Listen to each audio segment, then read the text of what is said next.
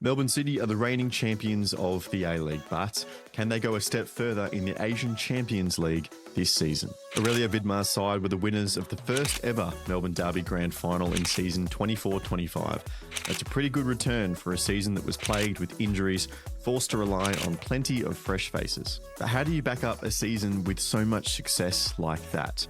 In this video, we'll analyse the challenge that lies ahead in Asia and all of the important factors going into Melbourne City's 25-26 season, including why City may have an argument to be the most unlucky team ever in the history of Asian Champions League football.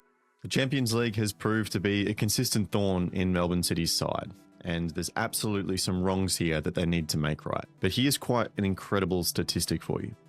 Melbourne City have qualified for the Champions League on 3 separate occasions before this season.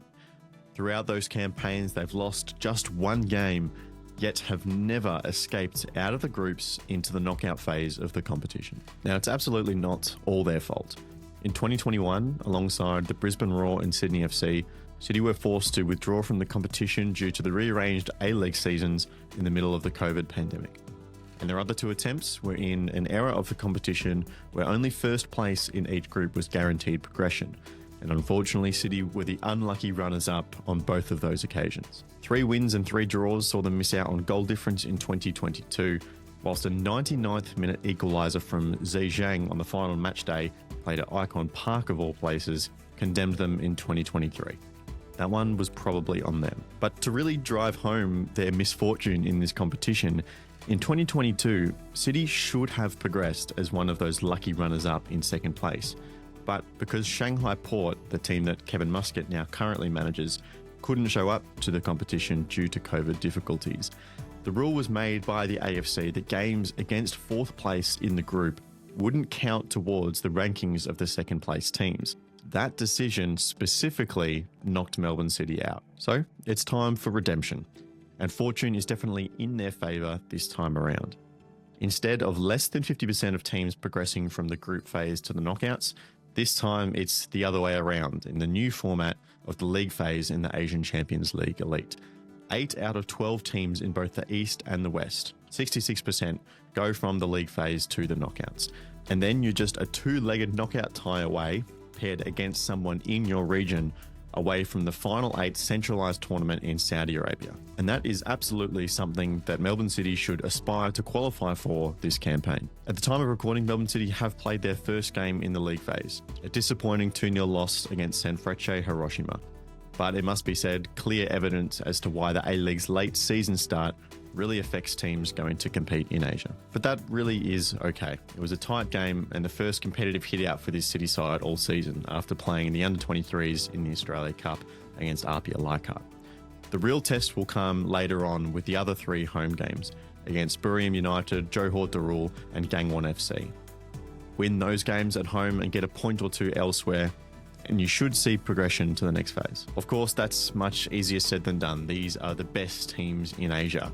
But if Australia and Melbourne City is serious about being competitive on this stage, then we shouldn't be holding our expectations any lower than that. The question then becomes though, as it does for any Australian team competing in Asia, do you have the depth and quality in your squad to be able to effectively manage Asian competition and get it done domestically in the A-League as well?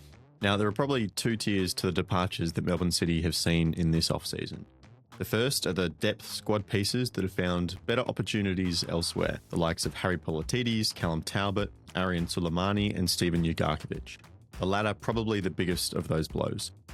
Throw in James Jego, who they've lost through retirement, and that is a fair handful of squad pieces that City have to replace. And they've done that in the very modern A-League way, through youth. 20-year-old Liam Bonatig makes his return to Australia after 2 years at Celtic. Beckham Baker is a highly rated academy prospect, whilst Bessian Kutleshi was pinched after the demise of Western United. The second tier is definitely the more crucial, the star wingers, Marco Tilio and Jonathan Cohen, both of whom City absolutely tried to keep, but Tilio was desperate for first-team football in Europe this season, whilst Cohen wanted a bigger check that the A-League just couldn't cash. So who replaces them? There are youth products coming through in those positions as well, but to have a real crack at the Champions League Elite and back it up in the A-League as well, City need proven talent. And that comes in the form of 2 new visa imports, Takeshi Kanamori and Elbasan Roshani. Kanamori comes from a decade playing in Japan's top division, whilst Roshani most recently had 3 years in Ligue 1 for Clermont, before limited impact in Elche's promotion season to La Liga. Now, visa signings in the A-League are always unproven until they're not, but the average City import usually comes in just a little step above, thanks to the global football connections. At the very least, it's a very strong showing of intent to replace their star boy. So, have they brought in better than what is left? No, they were never going to. But the true wins of this offseason for Melbourne City come in the re-signing section. Alessandro Lapane, Patrick Beach, Max Caputo, Samuel Suprayan, all players that possibly could have left City under different circumstances. All that to mean that the team that lined up against Sanfrecce only had 3 changes from the team that won the A-League Championship: Tilio, Cohen and Ugarkovic. That's not too bad for a championship-winning A-League team. Throw in the hopeful return of Andrew Nabu due to come back from a knee injury, and hopefully that will feel like a fresh signing on the wings as well. How City's starting 11 line up on the field will be a surprise to absolutely nobody. They'll play a 4-3-3 with a single pivot in midfield and a large reliance on slow build-up possession, but will press the opposition hard when given the opportunity. My 3 key players for City to succeed this season are Patrick Beach, Kai Trewin and Matthew Leckie. As a City goalkeeper, Patrick Beach has pretty much no choice but to be good with his feet.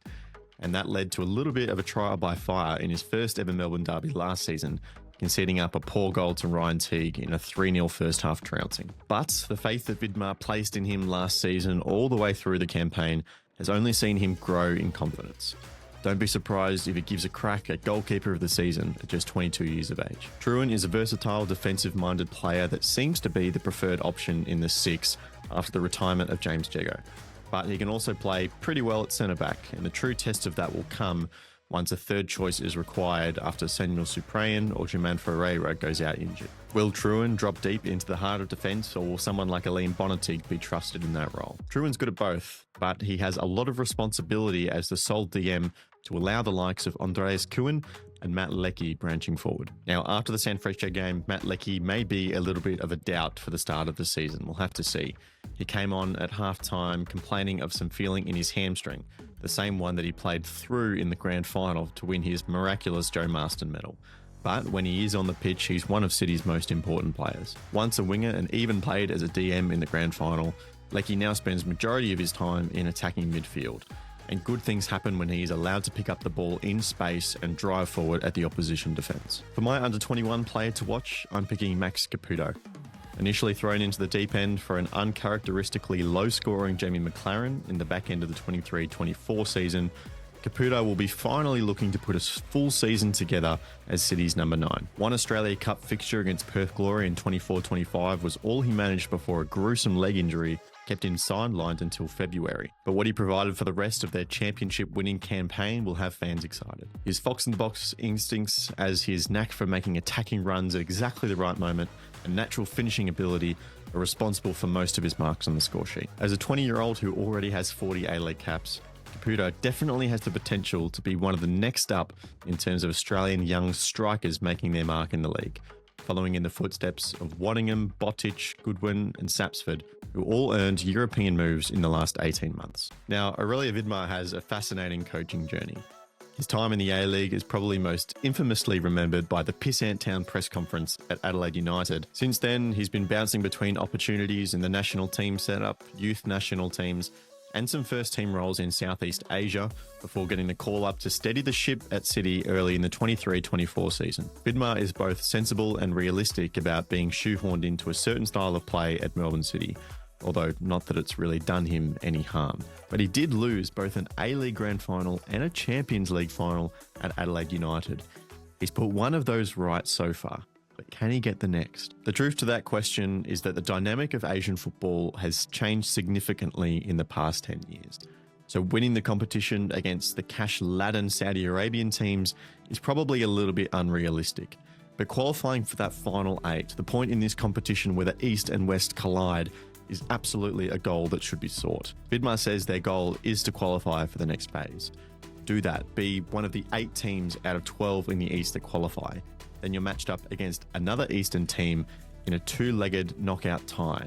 And that's all that stands between you and the centralised Final 8 in Saudi Arabia. Now, the financial austerity of the A-League and the salary cap means that absolutely Australian teams are at a disadvantage in this competition. But out of anyone, Melbourne City are probably best placed to give it a crack. Low amounts of first 11 turnover and plenty of quality and experience waiting in the wings. Melbourne City absolutely can give this a crack. But you have to manage it with the A-League as well.